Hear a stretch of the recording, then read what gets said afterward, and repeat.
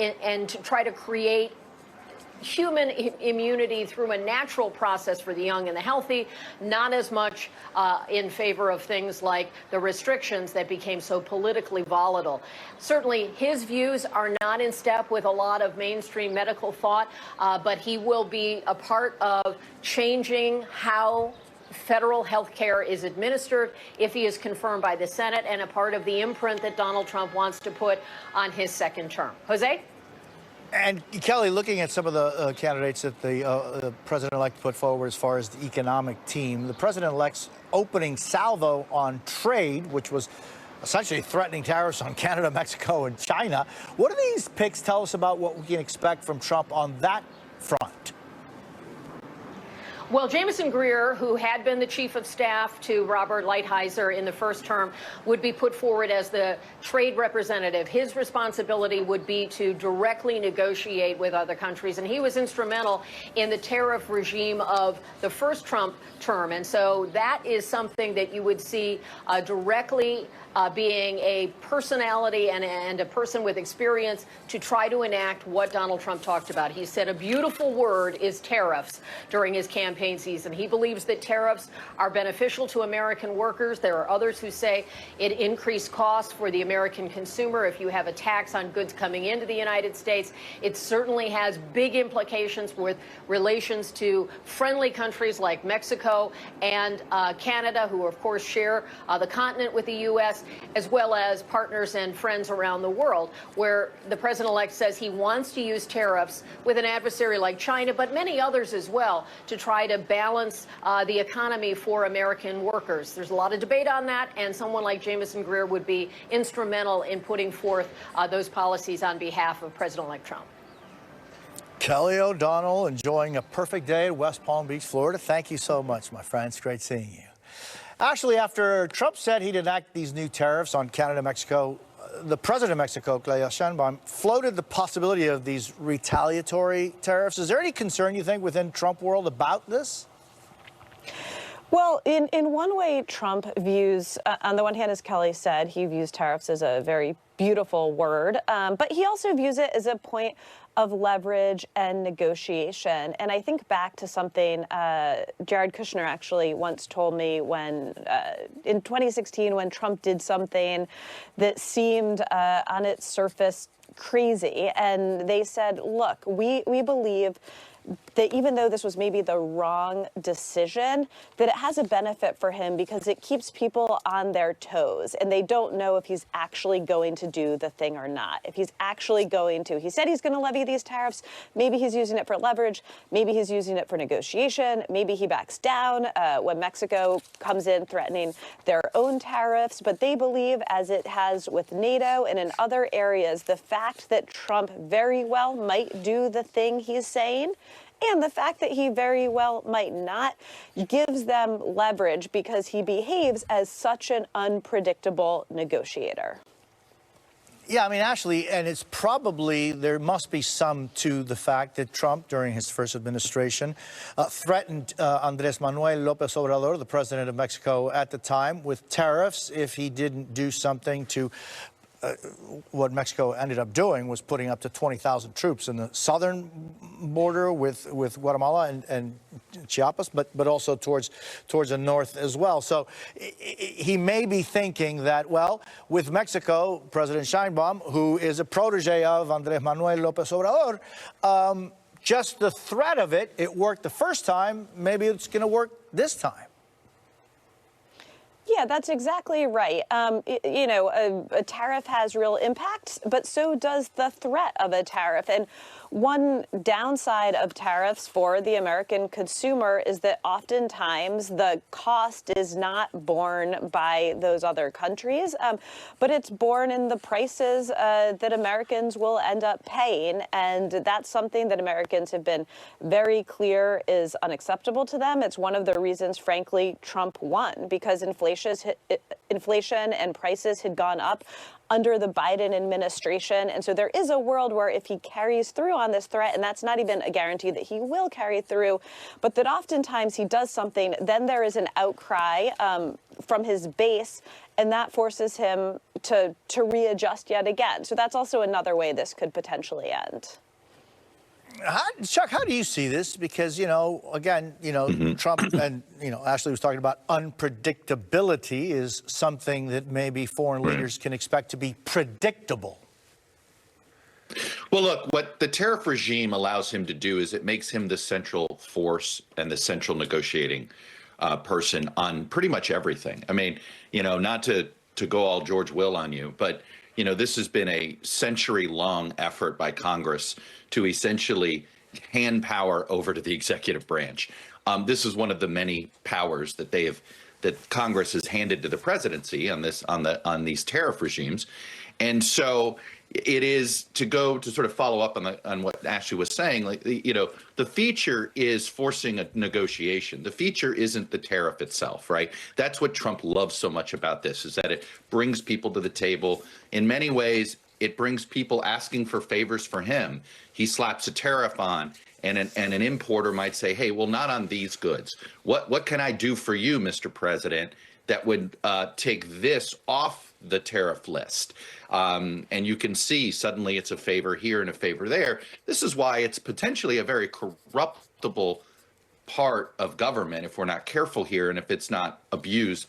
And I think that is certainly a concern when you talk to the more libertarian-minded economics folks, including the folks at the Cato Institute. This is another reason why tariffs potentially are so damaging to the country, because it's so easily corruptible.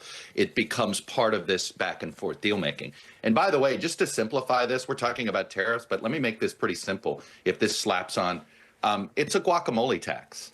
We get most avocados in this country come from Mexico. If you enjoy guacamole, be prepared to pay a higher tax for it if these tariffs go through. No, I mean, guacamole is one thing, and you're absolutely right. I mean, not only most of the avocados come from Mexico, but the best ones do come from Mexico. And so, but it's also, automobiles that we buy in our country by American companies many times are made in and assembled in Mexico. Washing machines, dryers, water heaters. I mean, the list is endless. And I'm curious, Chuck, and I'm just kind of off course a little bit of our conversation, but you're talking about the corruption of government. In your latest piece, you describe Trump's transition as the destructive politics of, quote, whatever it takes. What do you mean by that? And I'm so fascinated by your analysis of this, because there is and has been a corruption element to government in our nation for the longest time. Look, it is, you can't sit here and say there's never been corruption in government. It's almost as old as the Republic itself, but as a friend of mine said, there was a time when the corruption at least benefited constituents, right? The congressman may take a kickback from a company, but it was a kickback that got them a permit or got them a regulation that allowed them to build in that district, right? And now the corruption is a whole new level. Now people go into Congress simply to get an account on Cameo or something like that. And what I'm saying is that it's when we no longer allow character or moral failings to be disqualifying. And when you start to chip away at that and chip away at that and chip away at that, and you start to believe that politics is so rough and tumble that it is only for the amoral, or it's only for those that have the stomach for it. And a lot of times it's people that have different moral compass than other parts of the electorate. And it's that chip away. And if you get people who are willing to essentially not follow a moral compass, say, in their personal life, and you put them in charge of a massive government agency, the possibility of corruptibility only increases. And we know this. We know character is king when it comes to these things. And I just think, take, a couple of the nominees. No one says that the president shouldn't have somebody who he wants to see reform the Pentagon. Can't you find somebody who didn't have the police called after they had intimate relations with somebody? And that's sort of the point I'm going here. Why is it that it's so important to quote unquote own the libs, that if you if you agitate the quote unquote other side or make people uncomfortable with your picks on a character basis, you're winning. And I don't know what you're winning, but I know the country's not winning. You know, one of the favorite quotes of mine by Maimonides, which I often refer to, he said, "In the world there are no perfect men or women. All humans are composed of merits and sins. And likewise, there can be no perfect or infallible states or governments.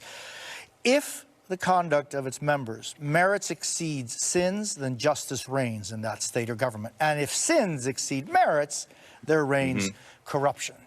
We can always learn from the past, and Well Rabbi Maimonides is one that I absolutely refer to all the time. Chuck Todd and Ashley Parker, my friends, thank you so much. Really appreciate it. Turning now to breaking news overseas, 3 Americans detained in China have been released, according to a State Department spokesperson. The U.S. official told NBC News Mark Sweden, Kai Li, and John Leung will soon return to their families, reuniting after being wrongfully detained for years. Up next, celebrations in Lebanon right now as a ceasefire deal between Israel and Hezbollah goes into effect. But will it hold? They're saying it's permanent.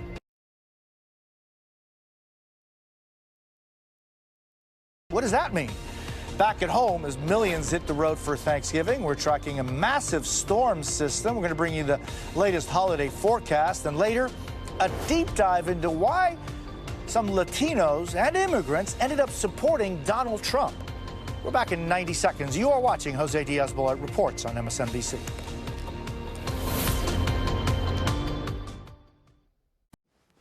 Hey, I'm Ray's procrastination. You know, he'd want to take care of stuff, especially around the house. And I'm like, nice try, man.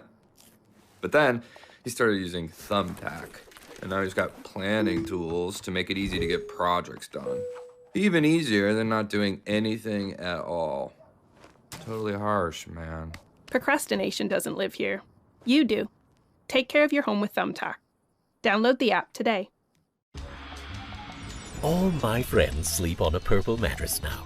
It's the only mattress good for everybody. The grid flexes where you need it, cradling all your pressure points. And it's got instant response for an undisturbed sleep. It's soft to cushion where you need it and firm to support and keep your spine alive.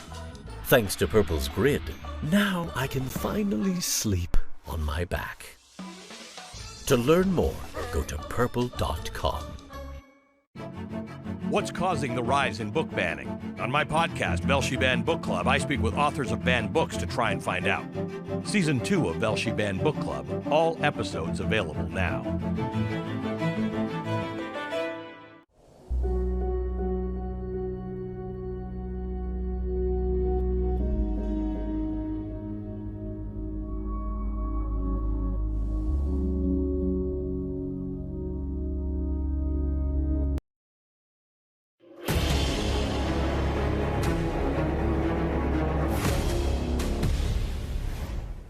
Fifteen past the hour. We're following breaking news happening right now in the Middle East. A U.S. brokered ceasefire is in effect between Israel and Hezbollah. Here you can see people in Lebanon displaced by the conflict hugging and celebrating as so many families are returning now to their homes.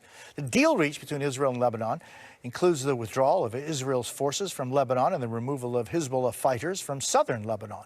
About 5,000 Lebanese troops will be deployed to enforce a buffer zone, according to a high-ranking Israeli intelligence official. President Biden addressed the deal from the White House yesterday. What is left of Hezbollah and other terrorist organizations will not be allowed, well, I emphasize, will not be allowed to threaten the security of Israel again. Over the next 60 days, the Lebanese army and state security forces will deploy and take control of their own territory once again. Hezbollah